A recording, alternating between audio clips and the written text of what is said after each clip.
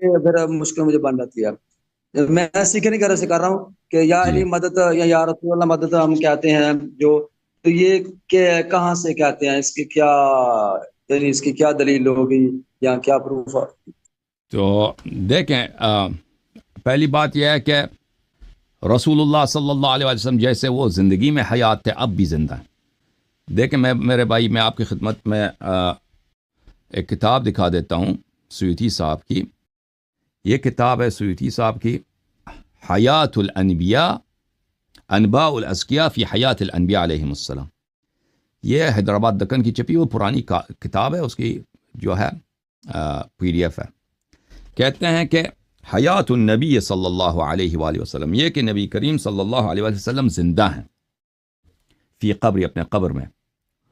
وسائر الانبیاء، باقی انبیاء بھی زندہ. معلومت عندنا علما قطعیا، یہ ہمارے پاس یقینی علم کے ساتھ ثابت ہے. لما قام عندنا فی ذلك وتواترت به الاخبار، کیونکہ ہمارے پاس جو ادلہ قائم ہے اور اخبار اس پہ متواتر ہیں. اسی طرح میں آپ کی خدمت میں عرض کروں کہ بیہقی صاحب جو ہیں، ابو بکر بیہقی، جو بہت بڑے محدث ہیں، ان کی بھی ایک کتاب ہے حیات الانبیاء، کہ انبیاء مرنے کے بعد بھی زندہ. حیات الانبیاء صلوات اللہ وسلامہ علیہم اجمعین للحافظ ابی بکر احمد بن حسین البیہقی. یہ مصر میں یہ کتاب چھپی ہے، اس کی PDF کاپی ہے. یہ اس میں بہت سارے اس نے دلائل لائے ہیں کہ انبیاء علیہم الصلاۃ والسلام زندہ ہیں. اب یہ بات ایک طرف تو ثابت ہو گیا کہ وہ زندہ ہیں، اور دوسری طرف آپ کی خدمت میں عرض کریں کہ وہ مردے جو ہیں زندوں کے آواز سنتے ہیں. مردے جو ہیں زندوں کی آواز سنتے ہیں. میں آپ کی خدمت میں کچھ واضح احادیث پیش کروں. یہ کتاب البخاری، چاپ دار احیاء تراث العربی، 2001 میں چھپی ہے.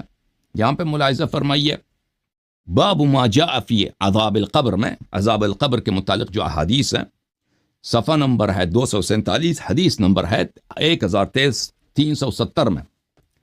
عبداللہ ابن عمر کہتے ہیں کہ رسول اللہ صلی اللہ علیہ وآلہ وسلم نے غزوہ بدر کے وقت کفار کے مردوں کو انہوں نے ایک گڑھے میں ڈالا ہے، ایک کنویں میں ڈالا ہے، اور پھر وہ اس کنویں پہ تشریف لائے. یعنی خود تو نہیں ڈالا ہے، حکم دیا تھا، صحابہ نے ان کے حکم پہ ڈالا تھا ان کے نجس مردوں کو. فرمایا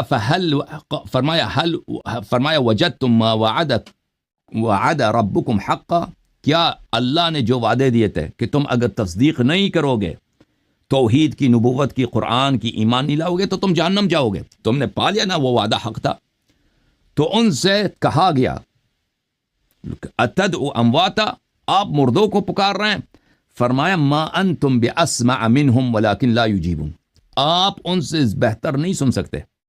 آپ جو زندہ ہیں میرے سامنے، میرے صحابہ، آپ ان مردوں سے بہتر، خوبتر، واضح تر نہیں سنتے. لیکن یہ ہے کہ وہ جواب دینے سے قاصر ہیں، جواب دے نہیں سکتے. زندوں کو ان کی جواب سنائی نہیں دیتی.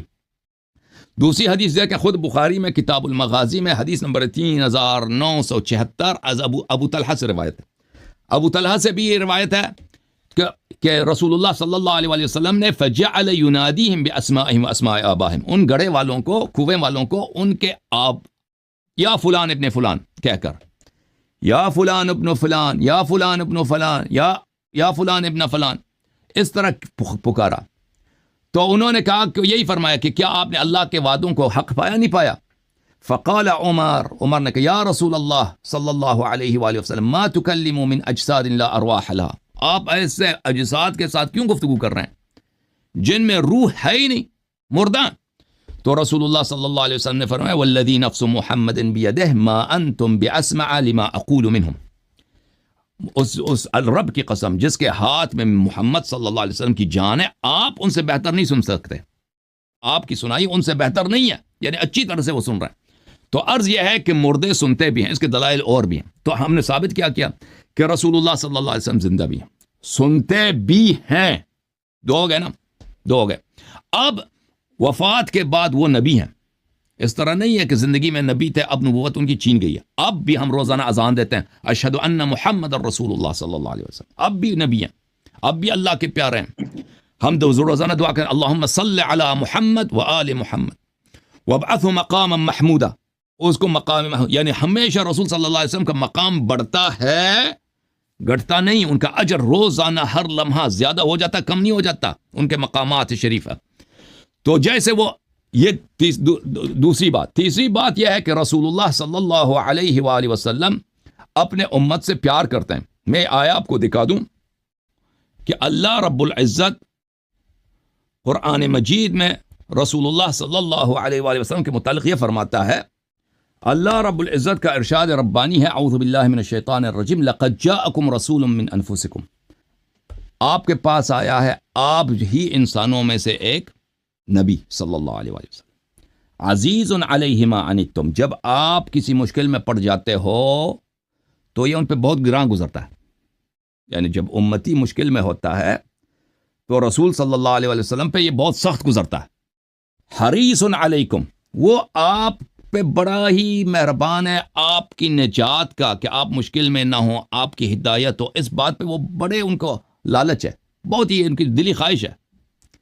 اس کے علاوہ بالمؤمنین رؤوف الرحیم، مؤمنین کے ساتھ وہ بہت ہی صاحب رأفت ہے، دل ان کا بڑا نرم ہے، دل ان کا بڑا پرز رأفت، پرز عطوفت ہے، نرم ہے ان کا دل، رحیم، اور پھر بڑا ہی ان کے دل میں رحمت ہی رحمت ہے مؤمنین کے لیے.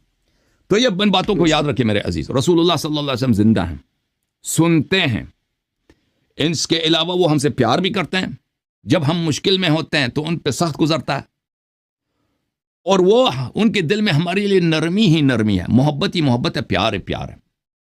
ایک اور بات یاد رکھیں کہ رسول اللہ صلی اللہ علیہ وسلم سے ان کے کرامات نہیں چینے گئے مرنے کے بعد. اس طرح نہیں ہے کہ دنیا میں ان کے پاس معجزات طے، مرنے کے بعد وہ نہیں ختم ہے، وہ کسی نے لے لیا، نہ کوئی حدیث ہے نہ کوئی روایت ہے. اچھا، حضرت عیسیٰ علیہ السلام مردے کو زندہ کر سکتے تھے، ہمارے نبی صلی اللہ علیہ وسلم ان سے بڑے ہیں. حضرت عیسیٰ علیہ السلام اندھے کو شفا دے سکتے تھے، ہمارے نبی صلی اللہ علیہ وسلم سے بڑے ہیں. حضرت عیسیٰ علیہ السلام بہت یہ ایک نبی ہے عیسیٰ علیہ السلام. ہمارے نبی صلی اللہ علیہ وسلم کے پاس سب انبیاء کے معجزات تھے. اس طرح نہیں تھا کہ کوئی نبی کے پاس ایسا معجزات تھا جو ہمارے نبی صلی اللہ علیہ وسلم کے پاس نہیں تھا. جتنے معجزات باقی انبیاء کے پاس تھے وہ سب کے سب ہمارے نبی صلی اللہ علیہ وسلم کے پاس تھے. جب ان سب باتوں کو ساتھ رکھا جائے نا تو ایسا طبیب نفوس ہمارے پاس ہے، رسول اللہ صلی اللہ علیہ وسلم، جو ہمارا ولی ہے، جو ہمارا لیڈر ہے، جو ہم سے پیار کرتا ہے، اور وہ ہماری مشکلات میں ہم جب دیکھتا ہے ہمیں مشکل میں ہے تو ان پہ خود سخت گزرتا ہے، اور وہ ہم سے پیار کرتا ہے، اور وہ سنتا بھی ہے، تو ہمیں اس کو کیوں نہ پکاریں یا رسول اللہ. تو شیعہ احادیث میں یہ بہت ہے میرے عزیز. اب آپ کے احادیث میں نہیں، ہمارے احادیث میں ہے.